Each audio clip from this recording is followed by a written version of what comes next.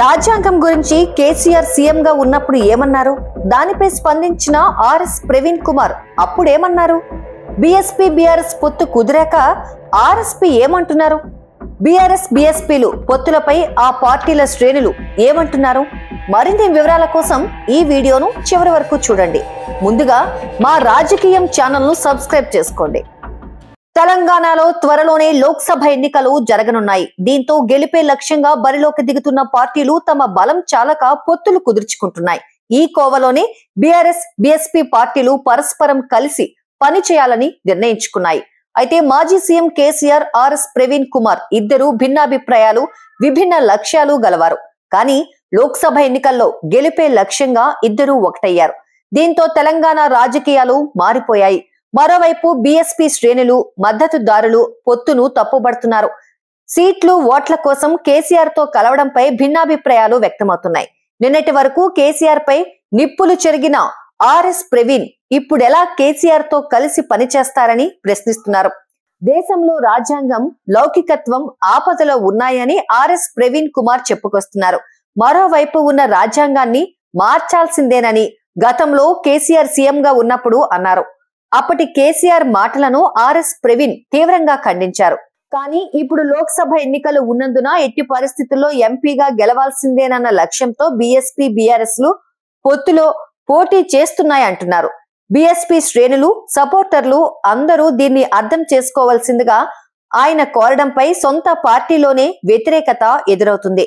ఉమ్మడి ఆంధ్రప్రదేశ్ రాష్ట్రంలో హస్తకళల కార్పొరేషన్ చైర్మన్ గా పనిచేసిన అమర్నాథ్ బాబు బీఎస్పీకి రాజీనామా చేశారు.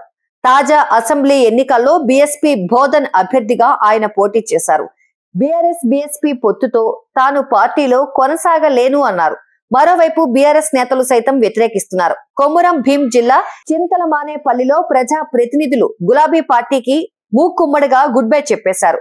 Chintalamanepalli MPP Dubbula Nanayya, ZPTC Dubbula Sridevi Venkanna, co option సహా 12 మంది మాజీ సర్పంచులు, 5 ఎంపీటీసీలు వైదొలిగారు. కోనేరు కోనప్ప ఓటమికి కారణమైన బీఎస్పీ అధ్యక్షుడు ఆర్ఎస్ ప్రవీణ్ కుమార్ తో కలిసి పని చేయలేమని అంటున్నారు. అయితే వీటికి ప్రవీణ్ మాత్రం వ్యూహాత్మకంగా వివరణ ఇచ్చుకుంటున్నారు. బీజేపీ వల్ల దేశంలో రాజ్యాంగానికి, లౌకికత్వానికి ఆపద పొంచి ఉందని, అందువల్లే తాను కేసీఆర్ చేతులు కలపాల్సి వచ్చిందని అంటున్నారు. బహుజన సాధికారత, రక్షణలే భవిష్యత్ లక్ష్యంగా బీఎస్పీ బీఆర్ఎస్ పొత్తు కుదిరింది అన్నారు. బీజేపీ పాలనలో తెలంగాణకు ఏమీ దక్కలేదని, రాష్ట్ర ప్రయోజనాలను కాపాడేందుకు కృషి చేస్తామని చెప్పుకొస్తున్నారు.